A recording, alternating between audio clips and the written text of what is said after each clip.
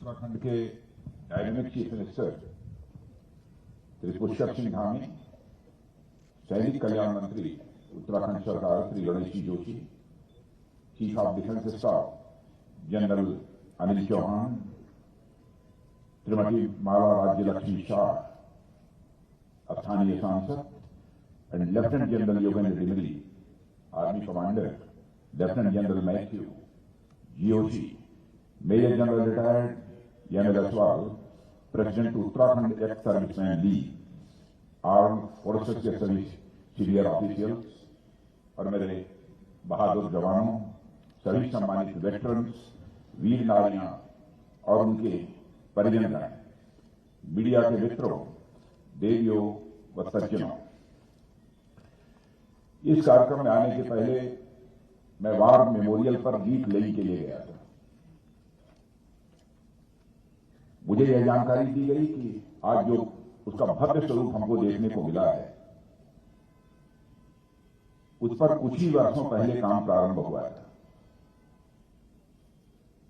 बहुत सारे लोगों का योगदान है, लेकिन मुझे इस बात की भी जानकारी है कि जो उस समय सांसद हुआ करते थे राज्यसभा में, श्री तनु विजय, जो एक वरिष्ठ पत्रकार है, उनका भी एक मेजर कंट्रीब्यूशन है। समाज के किसी भी व्यक्ति का यदि हमारे वार मेमोरियल बनाने में अथवा हमारे वेटरन्स के लिए किसी प्रकार का कंट्रीब्यूशन होता है, तो स्वाभाविक रूप से मैं देश का रक्षा मंत्री होने के नाते अपनी तरफ से आभार व्यक्त करता हूं। तो मैं तनु विजय जी को भी इसके लिए मैं धन्यवाद देना चाहता हूं, उनके कंट्रीब्यूशन के लिए उनके प्रति मैं आभार व्यक्त करता हूं। देवियों और सज्जनों, आज 7th armed forces veterans day पर आप सभी लोगों के बीच होना, ये हमारे लिए एक अत्यधिक प्रसन्नता का विषय है। और मैं आप लोगों से यही अनुरोध करना चाहूंगा कि मेरा यह भाषण समाप्त होने के बाद आप तुरंत अपने स्थान से उठें न, क्योंकि एक बार मैं यहां से चलकर वहां तक आपके पास आकर आप सभी का अभिवादन करना चाहूंगा, इसलिए मैंने यह आप सबसे अनुरोध किया। मुझे जानकारी दी गई है कि देश भर से अलग अलग जगहों पर इस तरह के वेटरन्स के आयोजन किए जा रहे हैं, और ऐसे आयोजन मैं मानता हूं कि समाज द्वारा हमारे वेटरन्स को सम्मानित करने और उनके प्रति कृतज्ञता ज्ञापित करने के एक महत्वपूर्ण माध्यम होते हैं। जैसा कि हम सभी जानते हैं और जनरल डिमरी ने भी बताया, इंडियन चीफ फील्ड मार्शल के एम करियप्पा 1953 में आज ही के दिन औपचारिक रूप से वह रिटायर हुए थे, और उसी दिन को आज हम वेटरन्स डे के रूप में मनाते हैं। आज से 7 वर्ष पहले सरकार ने आर्म्ड फोर्सेस वेटरन्स और उनके परिजनों के सम्मान में यह कार्यक्रम आयोजित करने का एक महत्वपूर्ण फैसला किया है। मेरा खुद का पूरा प्रयास रहता है कि मैं इन इवेंट्स में जरूर पहुंचूं और लोगों के साथ में सीधा संवाद स्थापित करूं। और जब से मैंने रक्षा मंत्री के रूप में दायित्व संभाला है, मैं लोगों के बीच जाता हूं और अपने सम्मानित वेटरन्स के साथ में सीधा संवाद भी स्थापित करता हूं। पिछली बार अन्य किसी स्थान पुणे संभवतः में गया था, और पहली बार जो वेटरन्स के बीच में गया था वो जयपुर में गया था। मैं हमेशा की तरह आपके बीच में हूं, और आगे भी मेरा यह प्रयास रहेगा कि कुछ भी हो पर हमारे वेटरन्स को लेकर कोई आयोजन होता है तो मैं उस कार्यक्रम में निश्चित रूप से शिरकत करूं। जब मेरे यहां आने की रूपरेखा बन रही थी तो मुझसे पूछा गया कि देहरादून में वेटरन्स डे का आयोजन किया जा रहा है और वहां पर काफी ठंड है, तो मैंने कहा ठंड से मुझे डराया क्यों जा रहा है? रात्रि में भी -14 देश का गृह मंत्री रहते हुए, होम मिनिस्टर रहते हुए, -14 डिग्री के टेम्परेचर में मैं रात को मैं रुक चुका हूं, तो देहरादून में आने में किस प्रकार का मुझे भय होना चाहिए, किस प्रकार का संकोच होना चाहिए? हमारे वेटरन्स को लेकर कोई आयोजन अगर हिमालय पर भी या सियाचिन में भी होता है तो मैं वहां जरूर जाऊंगा और उनसे मुलाकात करके आऊंगा। और मैं आज आप लोगों के बीच यहां पर रक्षा मंत्री के रूप में जिम्मेदारी संभालने के बाद ही मैंने उस समय के आर्मी चीफ और बाद में जो हमारे चीफ ऑफ डिफेंस स्टाफ बने थे जनरल बिपिन जी रावत, उनसे दूसरे दिन ही जिस दिन मैंने शपथ ग्रहण की थी और यह रक्षा मंत्रालय की जिम्मेदारी मिली थी, मैंने उनसे आग्रह किया था कि मैं सियाचिन जाना चाहूंगा और कुमार पोस्ट पर जाकर वहां के नौजवानों से मिलने का मुझे अवसर प्राप्त हुआ था। साथियों, आज सारा देश समृद्धि के इन पर्वों को एक साथ मना रहा है, चाहे वो पर्व हमारे लोहड़ी के हों, बिहू हों, पोंगल, मकर संक्रांति। तो इन पर्वों की भी मैं आप सबको अपनी तरफ से हार्दिक शुभकामनाएं देता हूं। मैं समझता हूं कि इस समृद्धि के पीछे का कारण भी हम लोगों को मालूम होना चाहिए। लोहड़ी हो, बिहू हो, पोंगल हो या मकर संक्रांति, आप सभी को मालूम है कि यह सब कृषि से जुड़े हुए सब सारे त्योहार हैं और यह सभी हमारे समृद्ध कृषक संस्कृति के यह प्रतीक हैं। और यह बड़ी खुशी की बात है कि आज हमारा देश दुनिया के उन देशों में से एक है जो खाद्यान्न के मामले में न केवल पूरी तरह से आत्मनिर्भर है, बल्कि जरूरत पड़ने पर हम अन्य देशों को भी एक्सपोर्ट भी करते हैं। पर यह हमारी समृद्ध आखिर इस देश को कैसे हासिल हुई? क्या यह हमारी समृद्धि केवल देश की उर्वर भूमि से हासिल हुई? क्या यह केवल उन्नत किस्म के बीजों और खाद और पानी से हासिल हुई? क्या यह फिर हमारे समृद्धि नई नई टेक्नोलॉजी और मशीनों से हासिल हुई? हमारे देश की समृद्धि के पीछे साथियों इन सभी का हाथ तो है ही, पर उनके साथ ही एक और महत्वपूर्ण कंपोनेंट है जो इनडायरेक्ट है और लोगों का ध्यान उस पर कम ही आता है। वह इनडायरेक्ट कंपोनेंट है हमारे देश की चाक चौबंद राष्ट्रीय सुरक्षा, जिसके चलते हम अपने कृषि क्षेत्र को दुनिया के उन्नत क्षेत्रों में से एक बना सके। और हमारी राष्ट्रीय सुरक्षा यानी हमारे जवान और हमारे यह वेटरन्स हैं। और मैं कह सकता हूं हमारे देश का भी आजादी हासिल होने के बाद जो सोशियो इकोनॉमिक डेवलपमेंट हुआ है, जो सामाजिक आर्थिक विकास हुआ है, उसमें मेजर कंट्रीब्यूशन मैं मानता हूं कि अपने तीनों सर्विसेज के जवानों का और अपने वेटरन्स का एक मेजर कंट्रीब्यूशन मानता हूं। क्योंकि यदि हमारे देश की सीमाएं सुरक्षित न होती, हमारा देश अपने को सुरक्षित न महसूस करता, चाहे हम जितना भी इन्वेस्टमेंट कर ले, इंटरनल इन्वेस्टमेंट, फॉरेन इन्वेस्टमेंट, किसी भी सूरत में हम देश का विकास नहीं कर सकते। आपने चाक चौबंद व्यवस्था रखी है सीमाओं की, देशवासी अपने को सुरक्षित महसूस करते हैं। इसलिए बिना किसी भय के, बिना किसी चिंता के देश को एक ऊंचाई देने में, देश को एक हाइट देने के लिए वह लगातार वह काम करते रहे, यह हमारी मान्यता है। और मैं कह सकता हूं आज जब पूरा देश यह त्योहार मना रहा है, इसका अर्थ यह नहीं है कि केवल धरती के प्रति कृतज्ञता प्रकट कर रहा है।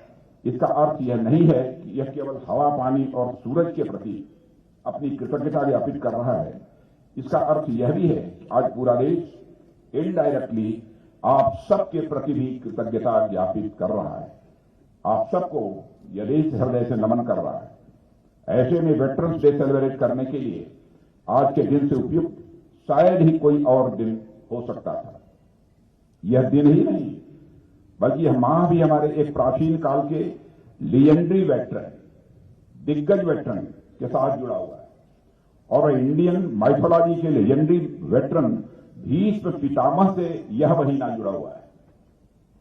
इस माह यानी माघ माह में एक लंबी प्रतीक्षा के बाद उन्होंने अपने प्राणों का उत्सर्ग किया था भीष्म पितामह।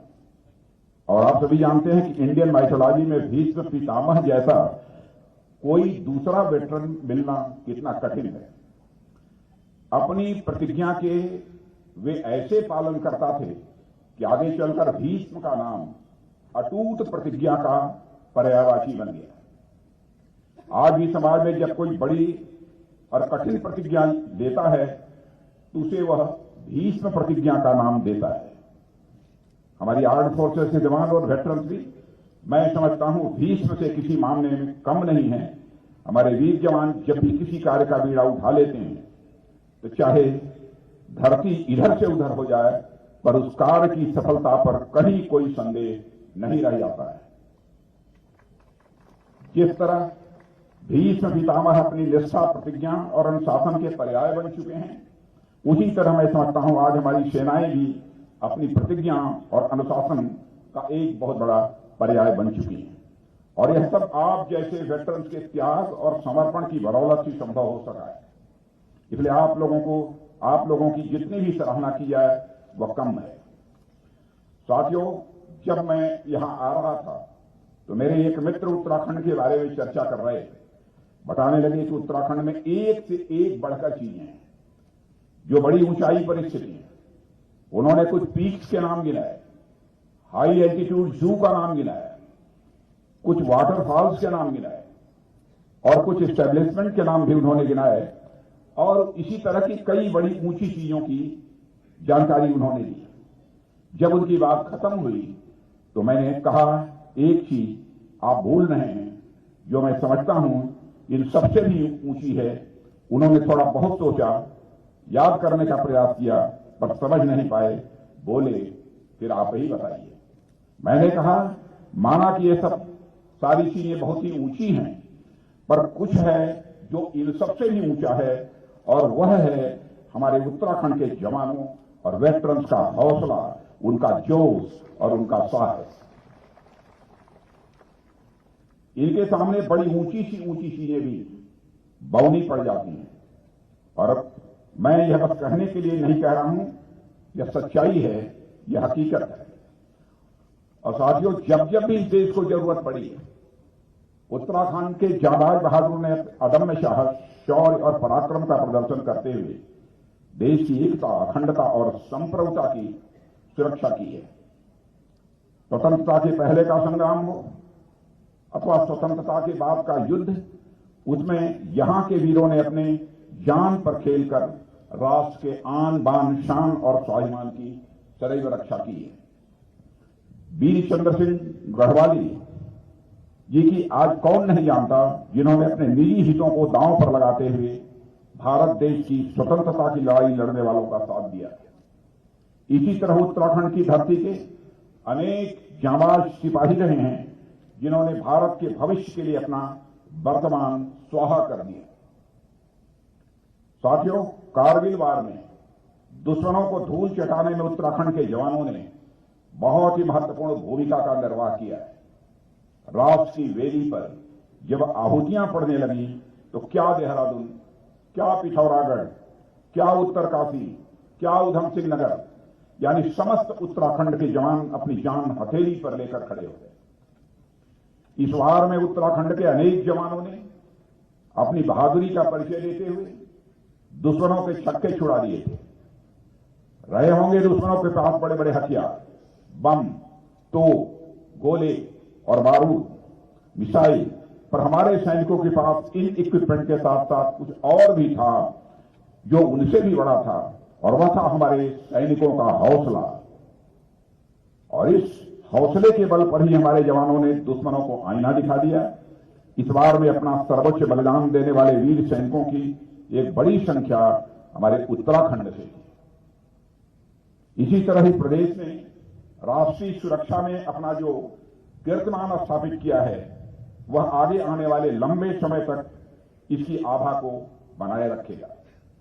साथियों, औपचारिक रूप से ऐसे कार्यक्रम में आप लोगों का सम्मान भले ही साल में 2 या 4 बार हो, पर वास्तविकता में इस देश की जनता में आप लोगों का सम्मान हमेशा बना रहता है। इस देश के प्रति आप लोगों की निस्वार्थ भक्ति और आपके सैक्रिफाइसेस को शब्दों में बयान नहीं किया जा सकता। हमारी फॉर्मिडेबल आर्म्ड फोर्सेस के कारण ही इस देश का एक एक नागरिक सुरक्षित है और देश दुनिया में सिर ऊंचा करके वह चलता है। विश्व के मानचित्र पर आज हमारा देश जिस स्वाभिमान के साथ अंकित है, उसके पीछे आप लोगों का बहुत बड़ा योगदान है। आज भारत ही नहीं, दुनिया इस सच्चाई को स्वीकार कर रही है कि आज भारत का कद सारी दुनिया में ऊंचा हुआ है। भारत अब पहले जैसा भारत नहीं रहा। पहले अंतर